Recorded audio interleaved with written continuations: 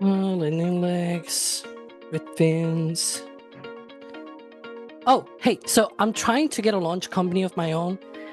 I got a list of things and I even got a rocket design. Here we go. So, I think I can arrange the engines, for example, the tooling, but we're in Europe, so there's not a lot of launch sites out there to be able to launch my rocket from. I wonder if I could get some kind of spaceport to launch these from.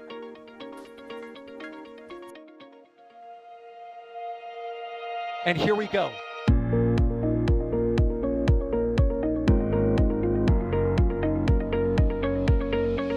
We have liftoff. Propulsion continues to be normal. RCPA chamber pressure looks good. Doubling up. Roger, with planet. Water towers, fly! Yes! Tango down to nominal. Flight downside SPD off. Bring in SPD off. It's orange! 145! Oh my god! Oh my god! Decollage. What do you think? Put that in the big bag, Jingle. 343 unfolds to go. Indeed. We rise together, back to the moon and beyond. If the methane would be igniting in the flare, correct? Yikes. You good? Sure. We don't need any more of these.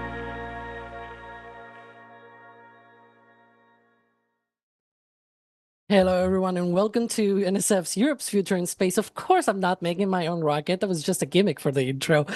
But, it's true that launching rockets from Europe, when you have a rocket company and whatnot here in Europe, it can be quite a difficult thing to find, right? You got to go to French Guiana and all that stuff. It's like, I want to launch from here, from Europe. So today, on this 11th episode, I can guess, you can say it's probably going up to 11. We have a spaceport here on NSF. It's the Andøya Spaceport, and we have here Ketil Olsen, as the CEO of Andøya Space. Thanks for coming here. Thank you, Alex, for having us. I mean, it's a great opportunity, and I really appreciate what you do with these programs, because it's important to get out the message about space and what we are doing in space. So I get back to that later.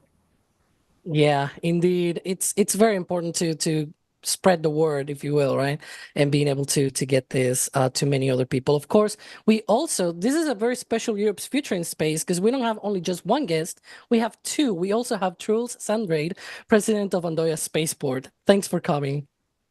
Thank you for having me. It's a great joy. And I think if you want to start a rocket company, you should start with the most important part, which is obviously the spaceport, right? Exactly. And yeah, I mean, I did that gimmick of an intro with that sort of a joke, but it's true that there's a lot of launch companies out there. We have this rocket and we have this and we have that. It's like, where's your launch pad, right? And so, maybe you guys can help some folks out there trying to get the rockets up in the air. We usually do these shows. I'm usually accompanied by DYs, but they are right now at the MBL at NASA's Johnson Space Center. There's going to be, right after this live stream, a special Intrepid Museum show from there. So hopefully you guys stay tuned for that. Like, you watch this, and right after that, we're going to jump to that stream as well. So just stay tuned. There's not going to be any jumps or anything like that. But, let's get down to the business. I don't know who to ask first, because now we have two guests, I guess. So, Ketil, I'm going to ask you first. I guess being the CEO might be a little bit more important here, where it comes to, like, why creating this whole thing of the spaceport in Andøya, like out of the blue, because a lot of people may not be familiar with what it is all about, right? So let us know a little bit more about that. The Andøya Space was actually the first attempt from the Norwegian side to take space in use, to get out there. And it started as a collaboration between NASA, the Norwegian Defense and Research Establishment, and also the Danish Meteorological Institute, as a collaboration to figure out how does actually the aurora borealis influence on military communications. And to be able to do that, they found out that we need a way to use a rocket and to put the instruments into the Aurora to study it from within. And they were walking up and down the coast of Norway, and they decided that Andøya is a perfect location. It's 69 degrees north. If you look at the map, you will see that there's a vast area outside, a vast space over the ocean. So there's an excellent opportunity there to actually launch rockets, since there are low density of both air and maritime traffic.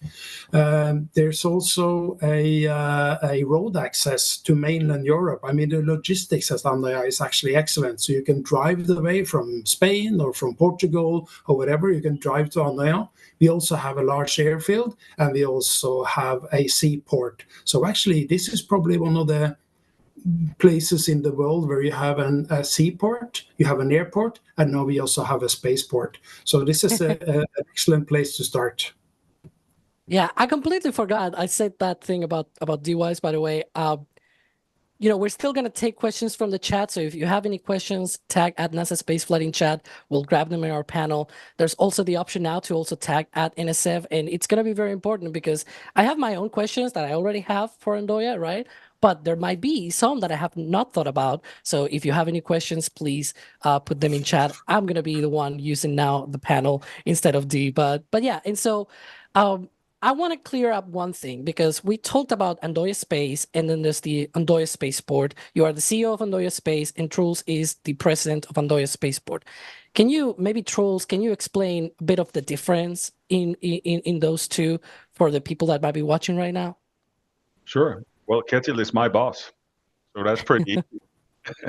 No, the difference is that Andøya Space as a group has a lot of other activities going on besides the spaceport itself, which is the latest addition to a long venture, to call it that.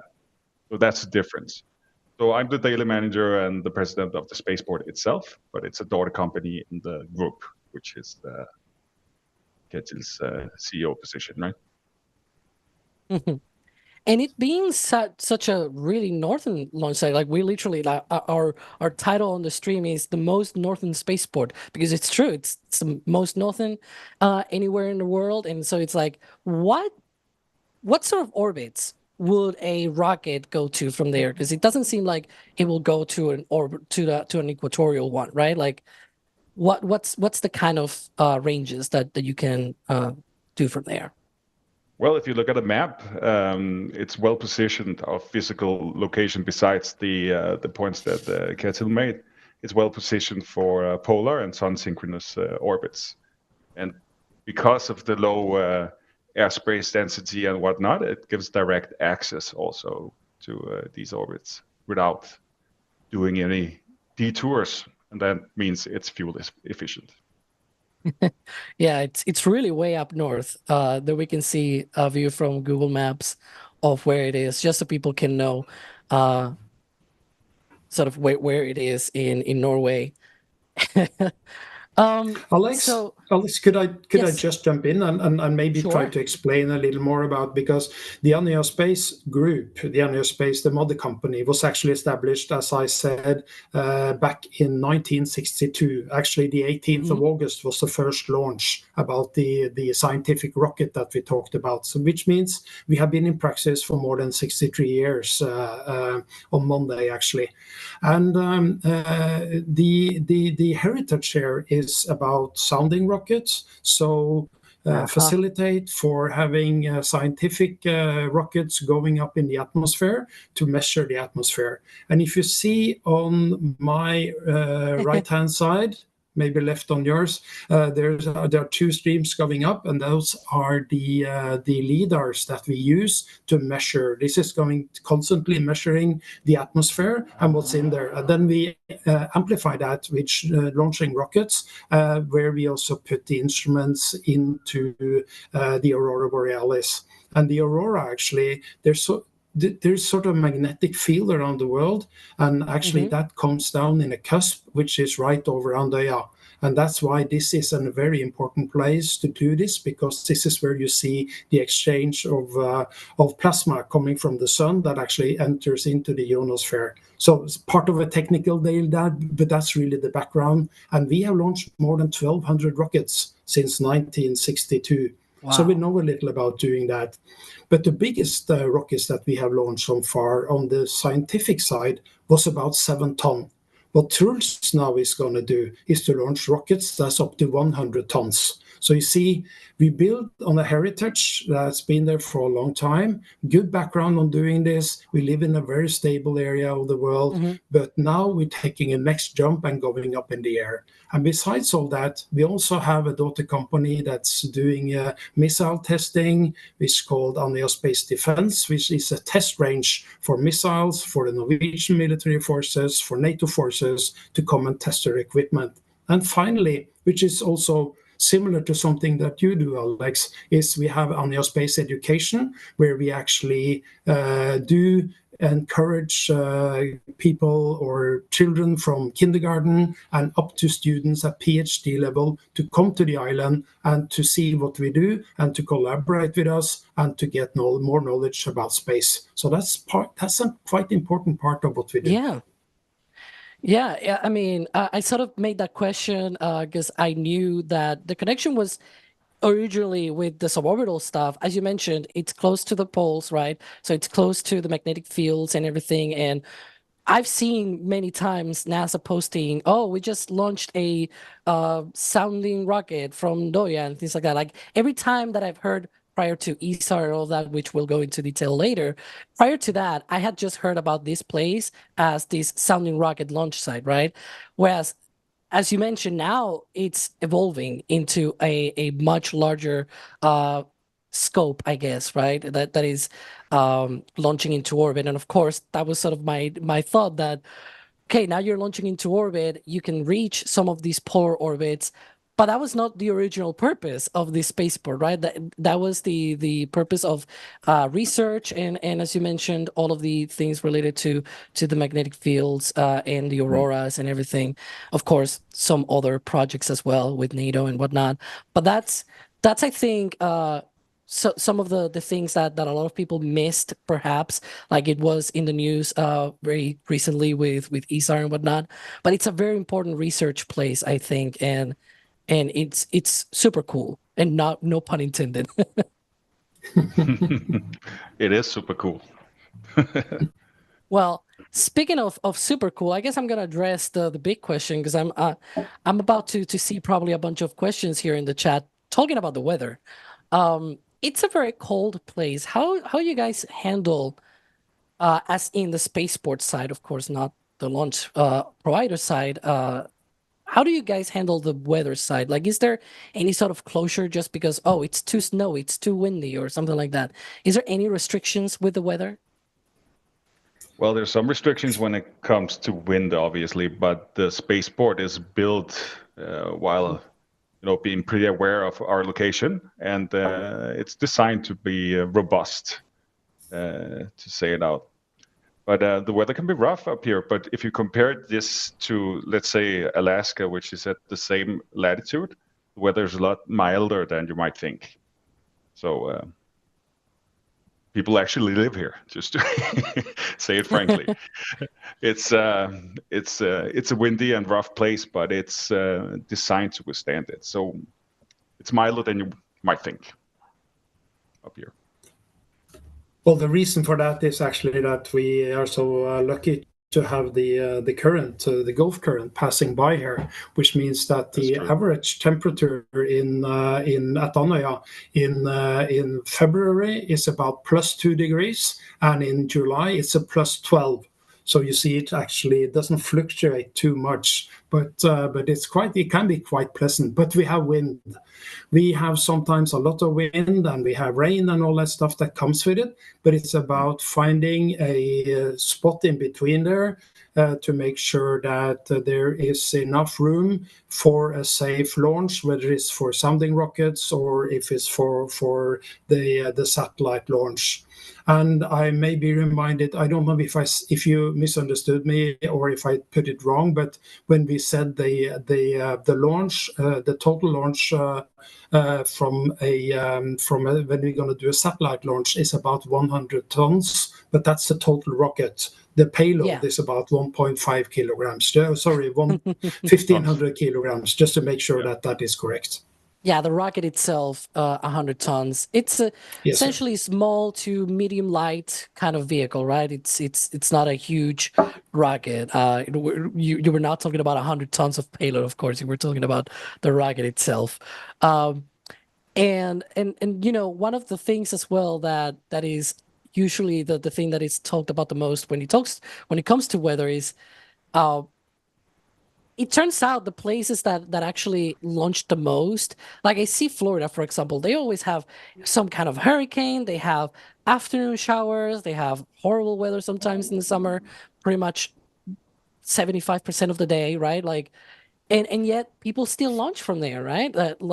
It shouldn't also be a full impediment to launch from a place. Yeah, sometimes you have bad weather, but there's bad weather everywhere in the world sometimes, right? You just have to plan well, and you just have to make sure that you stay within the boundaries of what is a safe launch for the people living there, for the environment, but also for, of course, those of us working closely to that place that's going to do the launch.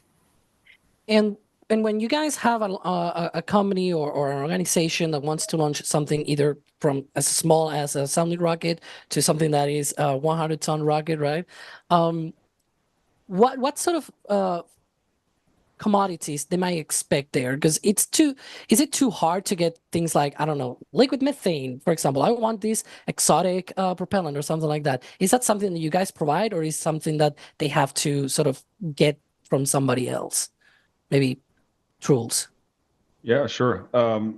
Mostly the launching company would provide their own commodities, but I suppose we could provide them if we wanted to. As Ketil told us to begin with, even though this is a high northern location, it's very accessible. We have road access from Europe and also other opportunities to get goods and commodities in here. So there's no, as far as I can tell, there's no limitations to what we could, in theory, provide up here. Yeah, well, that was one of the big things that I always wonder. It's yet another one of those things that a lot of people always forget, right? You have a big rocket or a small rocket or whatever, and then you have your launch site, and then it's like, well, I gotta fuel it, right? And so that's usually one of the key things that need to happen to be dealt with. I'm gonna jump into some of these questions because I'm seeing some really good ones.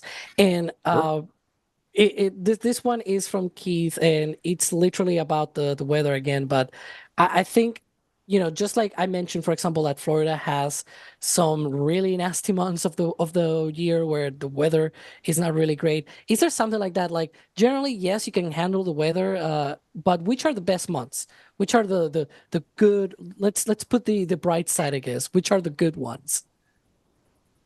Well, I can say which one are the bad ones, because January, February is, statistically speaking, the worst month, coming polar low pressures coming in very quickly. I mean, they appear in an hour or two, which means you have to shut down everything and you have to make sure it's secure. But it lasts for a short time and then it goes off again.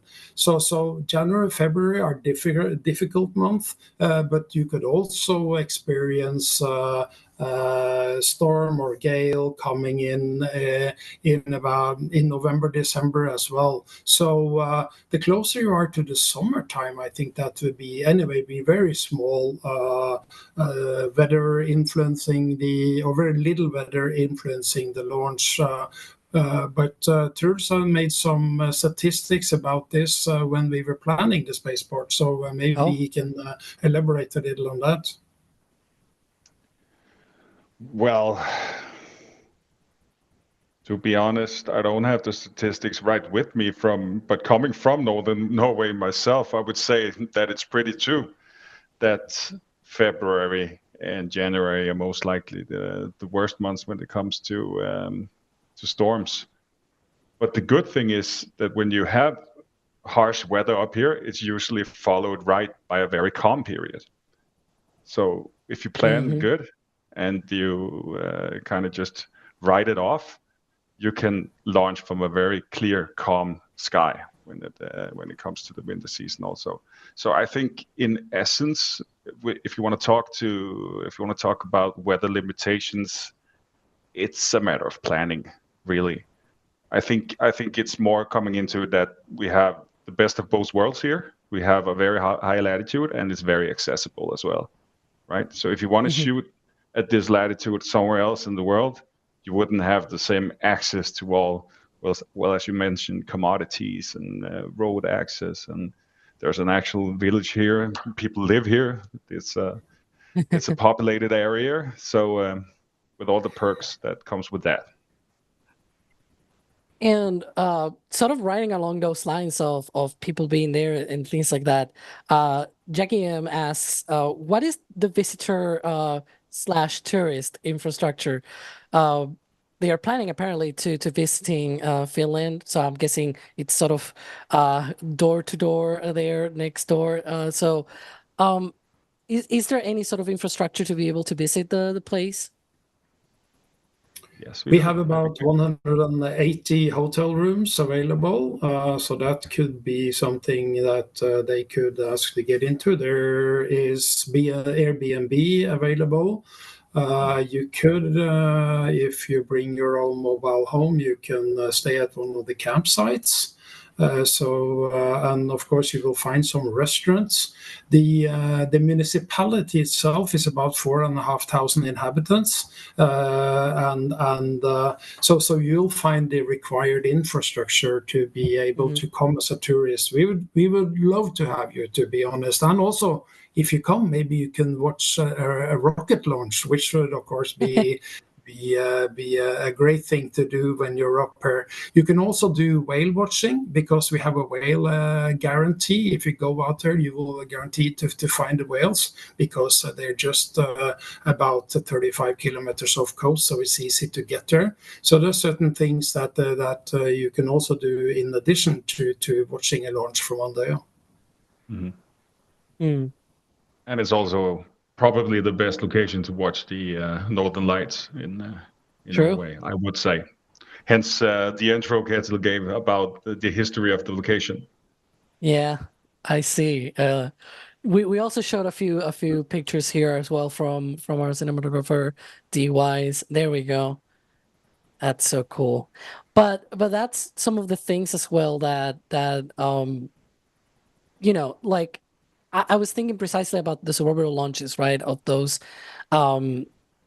is there any sort of range capabilities, like tracking and things like that you guys have to do? Maybe Troels, you can answer that. Sure. Well, that's kind of where the division between the launch operator and the launch site goes. So we're responsible for safety up until the launch vehicle leaves the actual platform, and then we're also responsible to track the launch vehicle as it goes along on its trajectory. So we have both radar and telemetry that we use to ensure the safety of the launch, and also obviously a whole mission control center that we share with the launch customer. So yeah, we do have that source of equipment, as you would in an airport. It's a pretty close analogy, maybe. Yeah. Yeah. We can see here some of those shots from the Isar launch. Then that was in March, if I'm not mistaken. Yes. But yeah, I gotta say, this is off topic probably. The place is really beautiful, regardless of the weather and everything. But it's a really beautiful place. Yeah. So maybe we should have you up there to do some commentary. But yeah, and so it's one of those things. I was looking at this, and there's also another question that I have in mind, because of course, for an orbital launch, it's different than a suborbital launch, because a suborbital goes up, it goes a little bit downrange, but it doesn't go that far, right? but the orbital one goes all the way out around. Of course, you're not the ones in charge to have to deal with once it goes out of sight, right? Like that sort of thing is probably not your thing, right? When it goes out of visibility? Yeah, once it goes out of the range, because it goes into orbit, right? So it heads down range, it goes away. That tracking has to be launch company, their thing, and not your responsibility, right? We track it as well, and it's also our responsibility. So okay. Yeah. Go ahead. Yeah, sure. But that's maybe one of the most important, I would say, safety aspects, and also value added when it comes to the difference between the launch company and the launch site. That we have telemetry and radar, and we follow the launch vehicle along the trajectory, and it's also in our hands to terminate it if something goes wrong. Oh, okay. So yeah, in my mind, I was thinking, well, the suborbital ones, they are always some in some way or form, they're always in line of sight, right? They are always, you can always send a command or something like that. The orbital one goes away, and then there's like ground stations elsewhere in the path or something like that. I thought that was not your part of your responsibilities, but that's interesting to know about. So I'm learning more new things. Could I actually add to that, because the highest altitude, or the apogee as it's called, which is the top level where the rocket reaches, that we have reached with a suborbital rocket is 1,600 kilometers. So that means if you look at the International Space Station, it hovers around 350, 400 kilometers, and we actually launched past that and up to 1,600. So when you launch suborbital rockets, you have to make sure you understand what's orbiting the world right now, just above before we do the launch. So that's also something you have to take into consideration. Absolutely. Yeah, that's interesting. Troels, you want to say something? No, I just wanted to add. I think you can think of a spaceport somewhere in the lines that you would an airport, and you have air traffic control. It's kind of the same responsibilities you have, right? So you follow the rocket as it goes up. You would into orbit, and that's kind of the division of responsibilities.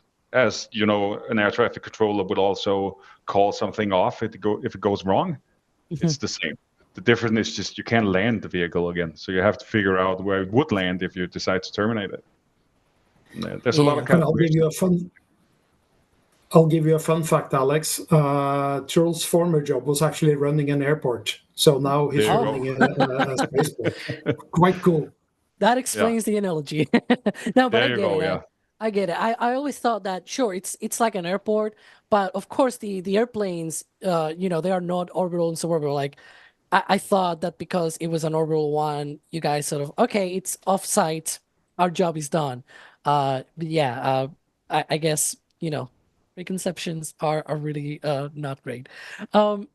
So, one of the other things as well that I was gonna sort of tie into this conversation, precisely because of the orbital side of things. Unfortunately, Isar did not get anywhere close to orbit. Did you have any sort of experience with the sounding rocket that was able to be applied to this? Like you talked, for example, Ketil, about the going from 7 tons for a rocket, right, to 100.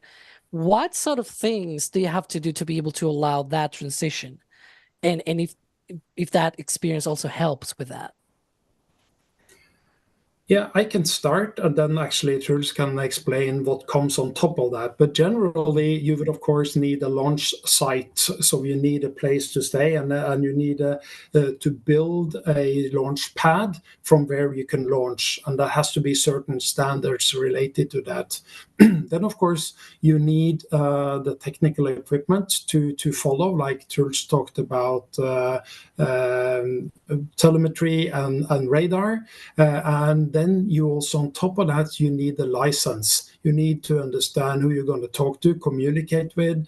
That goes both with nations being close by, and it also goes to safety and security around the area, the launch area, and it goes about ground safety and flight safety. So doing that for a thing that just goes up and comes down again, as you mentioned, Alex, it makes for some challenges, but jumping to 100 tons and going orbital comes with some other things as well, some other requirements, and maybe Troels can allude a little into that and elaborate on it. So I think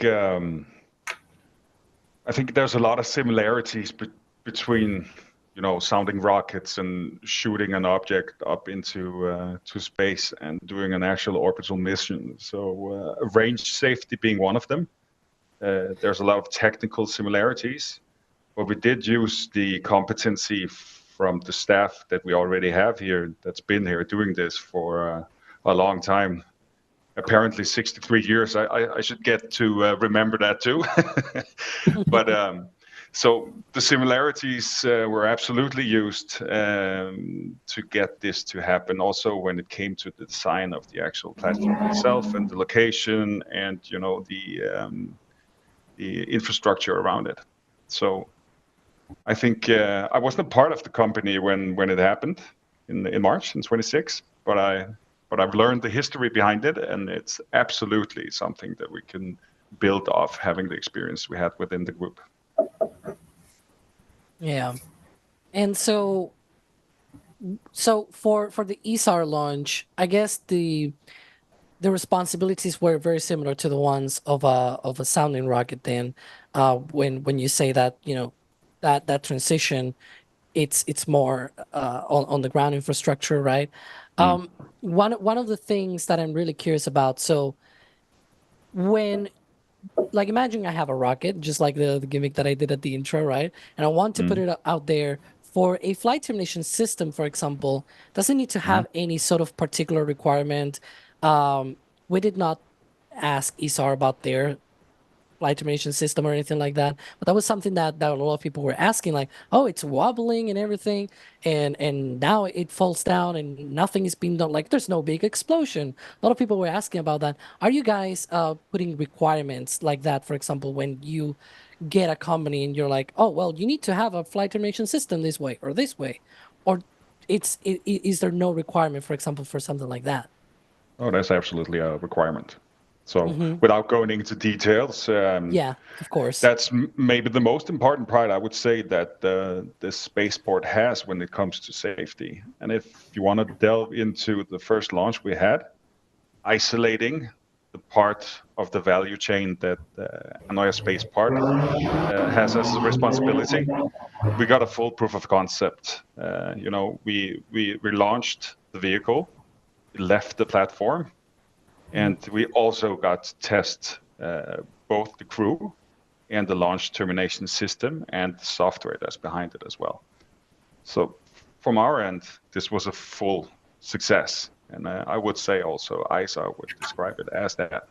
So yes, the flight termination system is absolutely mandatory. And a must have. Anything to add, Ketil? Yeah. No, you're absolutely right, of course, and it's not only a requirement. We actually offer that from our side to make sure that that's part of if the service that we can give. So if you come up, it requires a flight termination system. That's part of the license, and of course, then we can also make sure that we have the right system that fits in with the rest of the technical equipment that we actually run. So this is how it's put together. Yeah. I figured there was a requirement. I just wanted to know a little bit more about that sort of logistics, because I guess obviously everything relating to launch rockets, of course, it's a logistic nightmare, but it gets done. That's the whole point, right? And you guys probably learned a lot from doing that, right? What kind of things did you learn from that? If you can talk about it, of course. I'm not gonna. No, without. I would say it's maybe kind of repetition of what I said before.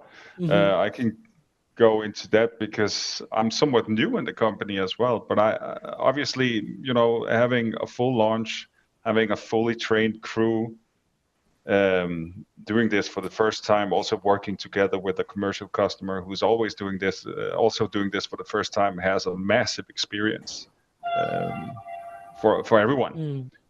And the systems worked. We had a good integration with the authorities. This is also new to them. So I think it was just a massive good experience for everyone to make this happen. Even though I wouldn't call it a logistical nightmare, it's just, it is what it is. Goes, right? Exactly. Yeah, it's launching something into space. It's supposed to be not difficult. Easy. Exactly. No? Or everyone would be doing it, and they're not, but we are. But maybe this is where we actually thank Elon Musk for what he has been doing, because what he has achieved is also paving the way for the rest of us. So the miniaturization, the willingness to actually try new things and to develop disruptive technologies and all that actually paved the way for the rest of us. And of course, the reason we have partnered up with Isar Aerospace, which is the company in Europe providing the rockets that has come the longest way. That is because we saw the opportunities and the possibilities that comes out of that, and to pair that with us being the launch site or the spaceport, having the spaceport that was furthest ahead, I think this is a perfect match. So we learned a lot. As Troels said, we had a 100% achievement of our goals for the first launch. Isar actually reached a lot of goals as well and learned a lot from the first launch. And if you remember SpaceX, if you remember Firefly, Rocket Lab and others, they always have some tries before they actually get to the final goal, which is, of course, to put a satellite into orbit. So I think it's worth remembering that this is still a young way of doing this. We have a lot of things to learn, and I think we're learning every day from this. So we're really looking forward to also see more people coming to work for us, to work with us, and this is an opportunity then to learn a lot about what's going on. And remember, as you said, Alex, there's never been a launch of a satellite from European soil before, but now we're ready to go. We have demonstrated with what Isar did on the 30th of March this year that we're actually able to launch from European soil, and we need to be more independent in the future. We're too dependent on the US and what's going on. We're too dependent in other ways as well. That goes for security as well. But this is a golden opportunity for Europe to become more independent. And I'm quite sure that USA is not going to leave us, but we have to be more independent to make sure that we also has this strategic autonomy, that actually the capability to launch satellites into orbit is so important for Europe and the future of European space development. Indeed, that is one of the usual topics that we hit here, where it's Europe's future in space. That's the whole name of the series, right? And there's a bunch of companies doing stuff here from Europe, and indeed, launching from Europe, it's sort of a really complicated thing to do. It's not been done before, and that was the first time we had an orbital launch attempt from European soil, at least mainland Europe, I guess I should say, right? Right.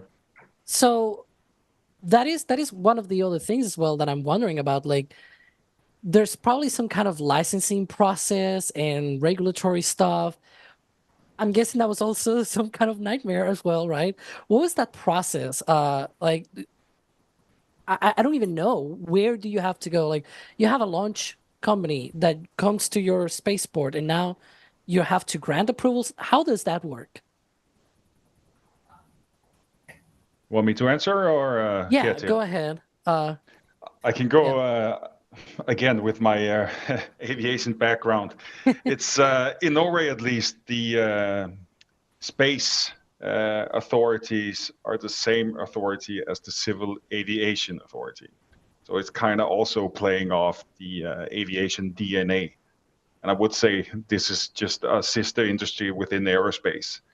But I think we met a lot of open-minded people at the CAA, and they were responsible for licensing us as well as the customer.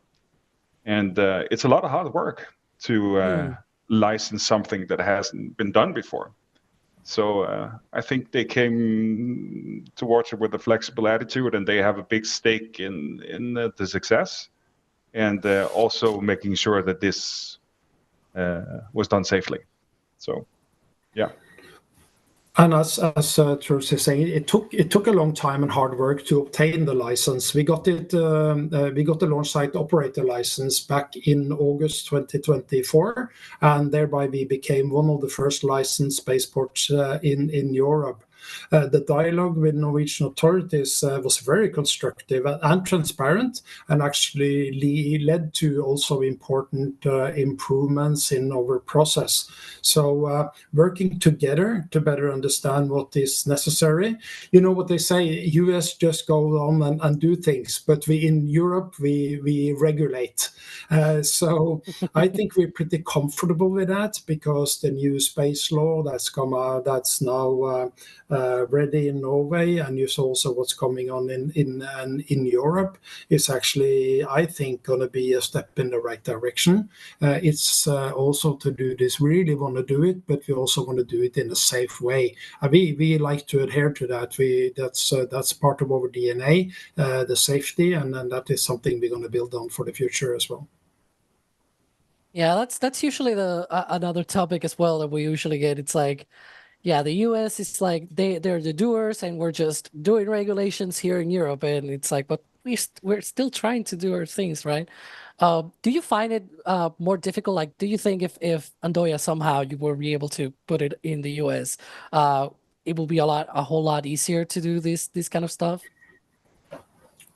I don't know. I just came back from the US on Sunday, and they also have their bureaucracy, to be honest. So there are certain ways of doing things, but I think on a state level in the US, there are easier way to get around zoning plans, and things that you need to build up an infrastructure for doing these things. That may be more complicated, at least in Norway, but probably all over Europe.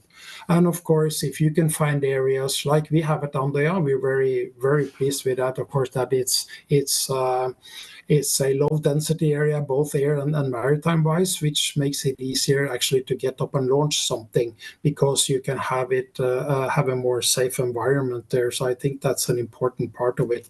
And I of course, we follow the FAA and how they regulate things in the US, because that's sort of the most mature part or the most mature nation in the world. So that's also an easier way to actually understand what kind of limitations should be put on, and where do we actually have more freedom to maneuver. But we welcome the new space law.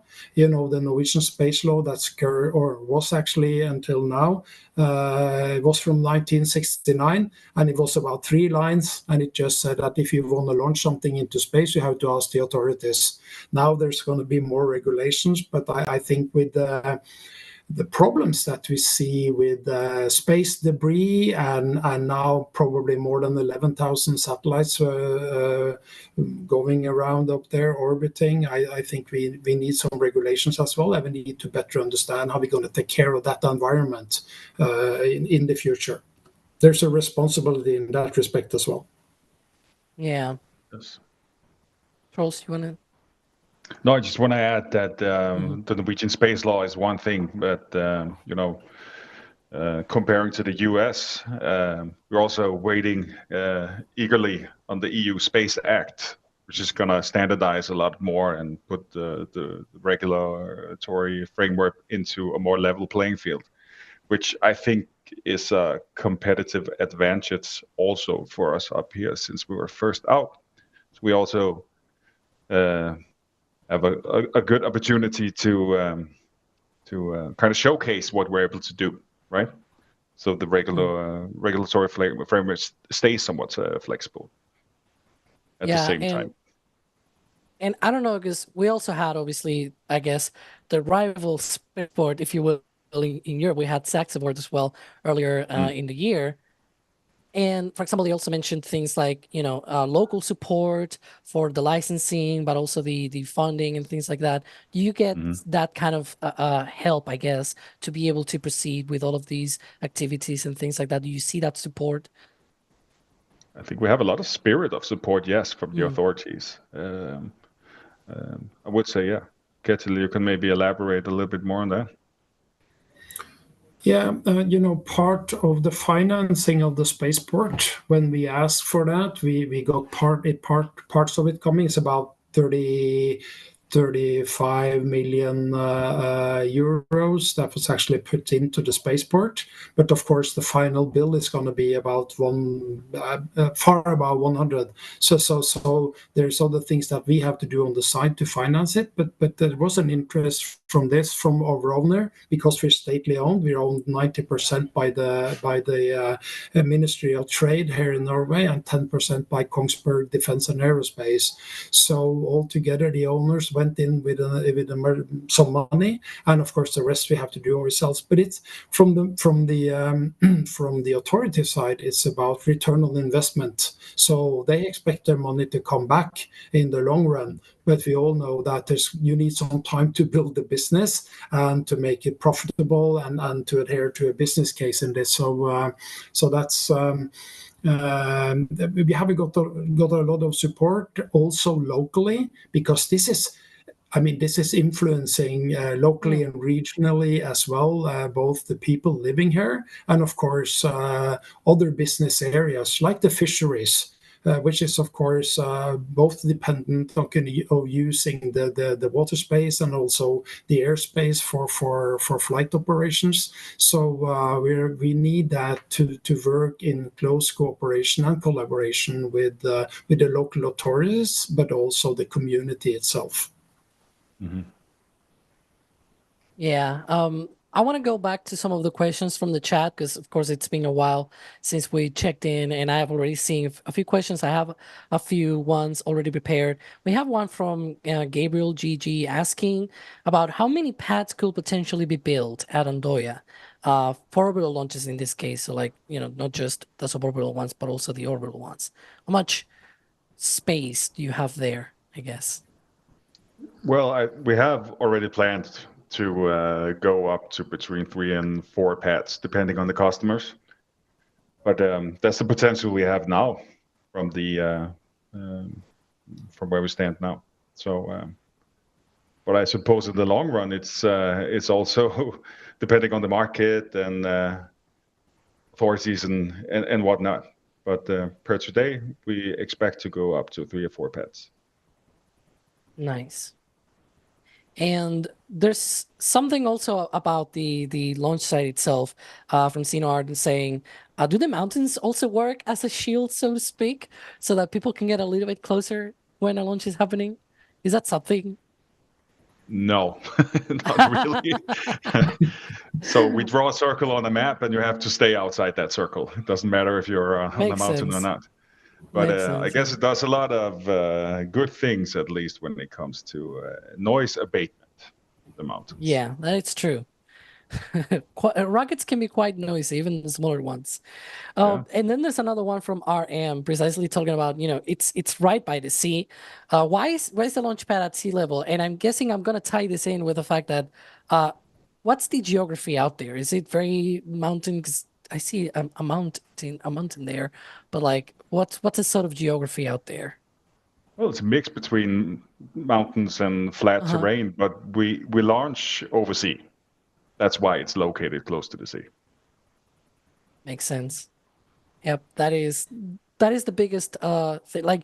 You don't want to launch rockets over people. That's the thing that you shouldn't do on this. Yeah. I guess so. Yeah. That's why we claim we have an excellent area up at Andøya, because when we launch for a polar orbit, it actually travels up into space, and the time it actually comes over another nation, it's already in space per definition. Which means that we if you look at the trajectory behind Troels there, exactly. You can see up here. That's Andøya. So you see That's the the idea. launch there goes between Greenland and Svalbard is Norwegian territory as well. So actually that provides for a safe launch in a safe direction at least, and that's important. I think that's important for the customers, but it's also important for us and for the authorities. So, and this is another question from Resistor Jet. You said you're going to have 3 to 4 launch pads in the future. How many rockets are you able to launch now? And like, what sort of plans are there to expand that in the future? Well, our license is limited to 30 launches per year when it comes to orbital launches. So that's like, per today, a hard limit, I would say. But also, we're also limited by our own capabilities right now, since we're still in the startup phase. But yes. What is sort of Troels is pushing me for more pads, for more people, for more equipment, and of course that's up to the board of directors and the owners to make sure that we can handle this. But I'm fully behind him. I'm going to support him all the way. We really need to build more pads and to get the business going. So, but I think we're building it as we go along. We're learning underway, and of course now we have passed the first launch, the initial part of it. We're ready to go for the next pad, and Troels has already asked for us to build that, and that's something that we're looking into right now. So I hope within a year or a year and a half, maybe as quick as possible to get the next pad, so that we can actually start launching more rockets in the future. So do I. Are we recording this, by the way? Because I can maybe use this. yeah. Put it out there or something. we are live. You can probably clip that for later. But yeah, and that's, you know, we have a saying here. It's a dumb saying, I guess. But we have the usual more data, more better. I guess in this case, it's more rockets, more better, more launch pads, more everything, right? More activity in general. Speaking of activity, I'm going to clear some support that we have here in our chat. We had 10 Red Team memberships from Devin, a $20 super chat from Jackie M as well. And we have as well another super chat with a question from Wayne Edward saying, what kind of payloads will you deploying? I'm going to tag in there my own question, which is, what kind of payloads do you support? Do you have payload support as part of your duties? Or is that something that, that's the launch provider, that's the launch company, the one that needs to handle that? We are hands off. Maybe Troels, you can answer that. Well, yeah, we do have payload support. We have an AIT. We have a lot of infrastructure supporting the launch itself. But I have to say that, you know, Ketil also kind of touched upon this. The new space industry and the spaceport industry and the launch industry is still somewhat immature. So I think everyone is trying to carve out their little slice of the value chain, but absolutely today and per our operational concept, we do some support. Yes. Yeah. And Ketil, do you want to add anything to that as well? No, not really. I think Troels explained it. So yeah. Right. So you know, I want to touch on pretty much the logistics. So let's run on. So you said you have things like the security, right? The safety of the range. You've got also flight termination system and tracking, for example, right? That's bit of payload you mentioned just now, right? With that. So what else have I not touched into? Like, is there something that I may not have asked right now that you want to say, this is a very important thing that we do? Maybe Troels, if you want to tackle that one. I think that more or less covers it per the current state. Mm-hmm. Payload integration is done by the customer. Maybe at some point we could look into some fueling activities and whatnot. So I would say, again, think of this as an airport, right? What kind of ground support would you have? It's logistics, it's safety, it's airspace control, it's tracking, it's telemetry. And also, it's the fact that you have a division between responsibilities. We have different skin in the game, so to speak. So it might be a good idea to put the big red button in the hands of the spaceport instead of the launch company, and that's also where we play a big part in safety. I would say the most important part. Yeah, I mean, I guess with the analogy with airports, there are like some really small airports where it's like, you just got a small runway. It's for general aviation. It's not really very, there's not a lot of huge staffs, but then you have, for example, Denver Airport with 5 or 6 different runways and things like that. Like it goes from the smallest ones to the bigger ones. And I guess with that analogy of the spaceport is that you kind of want to get to the bigger ones, right? Where you are able to handle multiple launch pads and things like that, right? At some point, we would like to have multiple launch pads, but per now, I'd say we're already like a mid-sized airport since we have full, airspace control. We interface with the authorities. We also have the notification that Ketil mentioned that we actually shoot over international space, and we have stuff like that I think puts us in the category of a mid-sized airport already, if you want to keep going down that analogy. So the next move for us would be for us to be able to facilitate multiple launches and take full advantage of our license. And is there like a really big team right now, or is it like what's sort of the rough size of the team? And I heard Ketil saying that if people want to join, I'm pretty sure that you guys have some careers page as well to join the the teams. We sure have. Go look it up on our website. It's an Andøya Space with a Norwegian and Danish, by the way. But Google it. It's kind of self-explanatory, but we have a lot of positions coming up, and we're still in an expansion phase, obviously, going forward. There we go. But we were actually piggybacking on the teams that we have already for the suborbital launches and some of the road guards and other things that we need to make it safe to launch. And then Troels also is going to have some people of his own. So it's about what you require for a launch is maybe about 30 persons. But there's a lot of ground activity and preparations that don't need that many people. But for a relaunch, you need about 30 persons to be able to launch in a safe and sound way. So that is what it's required. And we're hiring. So please, as Troels said, go in and have a look at the Andøya Space side website, and you can actually see when we release new positions that you can do, where you can go and apply. So right. Indeed. Good promo. And there you go. And so I'm probably going to go to another one, which is without revealing anything that because I know there's probably some secret stuff and everything, but is there a lot of companies approaching you and saying, hey, we want to launch from Andøya? Is there something that you guys are seeing a lot? There's a lot of ones approaching us, and we approach a lot of companies. Without revealing any names, of course. Obviously.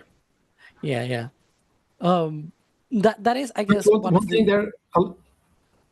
Yeah, Alex, if I may, one thing there is that in January, Norway and the United States signed an agreement, technology safeguards agreement, which is actually a way of saying that if the US want to send, or if US companies wants to launch rockets from Norway, they are now allowed to do that. You can actually bring those rockets over and know that they are safe in Norway. And this is, of course, about proliferation of weapons of mass destruction. So this is to understand that this is safe.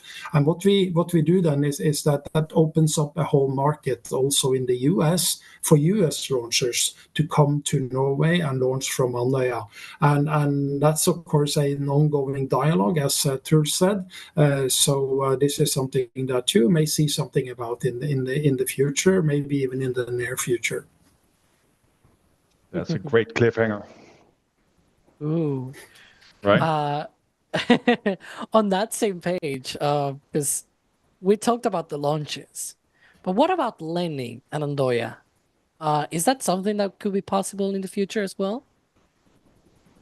Well, in the future, I would say it would. It all depends on the market needs, obviously. So we're already looking into that when it comes to the technology we need, what kind of tracking equipment, and the landing side and whatnot. But that's kind of in the future. But I would say yes. I think the industry is moving in that direction. Some is already there when it comes to the larger rockets. Yeah. Yeah, we have to, because recovery is something that's not just Elon Musk going to do that. We saw others coming along as well, and you don't necessarily need to land on Andøya. You could actually land on a barge like SpaceX do. So we're very well suited for that up here as well. And in the long run, you can launch from a barge outside Andøya. So there are several ways of launching rockets that they all fit very well in at Andøya, whether it's a horizontal or a vertical or a sea launch, actually. Mm-hmm. Yeah, that was another thing when we had Sex aboard here as well. I also asked about the launching, not just landing, but also launching offshore, if that was something that they were able to support. So yeah, that will be an interesting thing where it's like you have a port nearby, you probably can load a rocket there, put it out there, and have the support from Andoya Spaceport to do all the tracking and whatnot. Like that will be an interesting, especially if it's too big of a rocket that may not be able to launch from land, right? Or it has some other special things going on there. And on that same note, I also have a question pretty much about like the size of the rockets, because you just said the maximum right now is 100 tons for the rocket itself. Right now, the payload, the rocket itself. How much bigger can you go without doing any sort of weird things to your infrastructure or the regulatory side of things? What could be the maximum after that? Well, I guess the first maximum would be given by our physical location, right? And the license itself. I don't think I can come up with an actual number, but I guess it's okay. Yeah. I guess no, I guess we are at the maximum. Yeah. So this is what we are built for, is the 100 ton. So for the time being, that is sort of the upper limit. And if we should go higher than that, we would definitely need another launch pad, another setup, and also another license. So we have to make sure that we stay within the regulations. License is a firm limitation now, but I understood the question as playing off the whole thing with barges and launching from sea.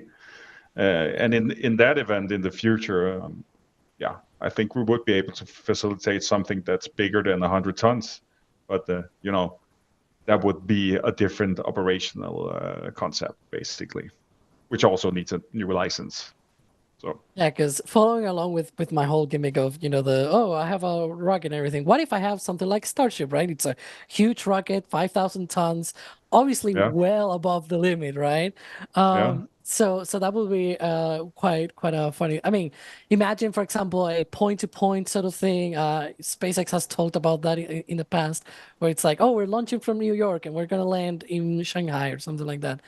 Maybe they want to land in Andoya or launch from Andoya, right? Who knows? But Could be. yeah.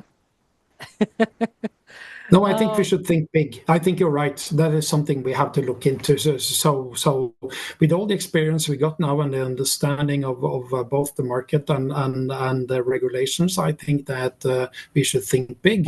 Currently, we're looking at 3 to 4 pads, as Troels said. That doesn't mean we don't think about bigger things in the future, but there are some.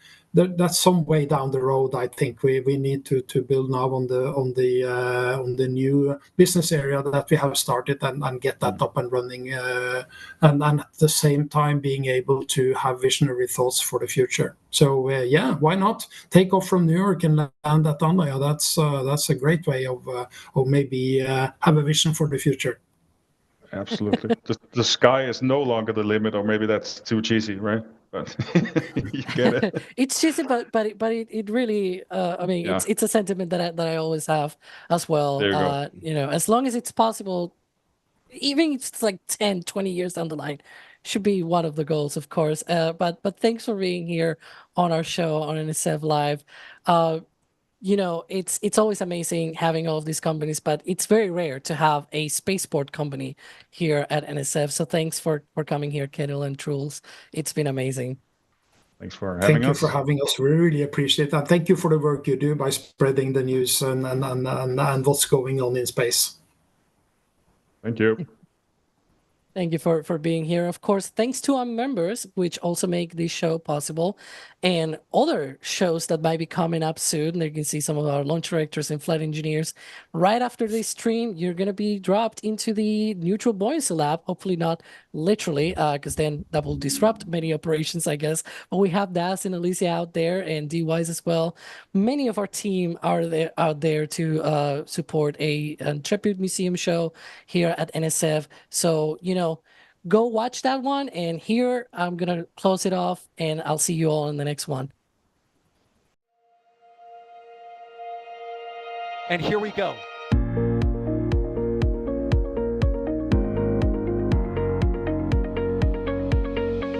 We have liftoff.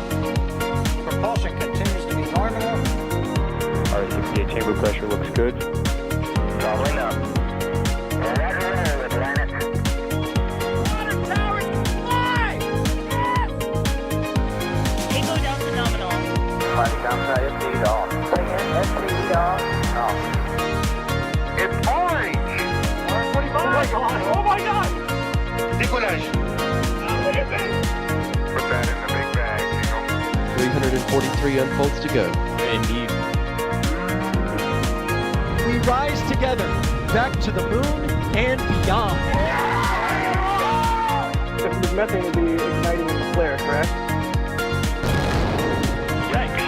You read? We don't need any more of these.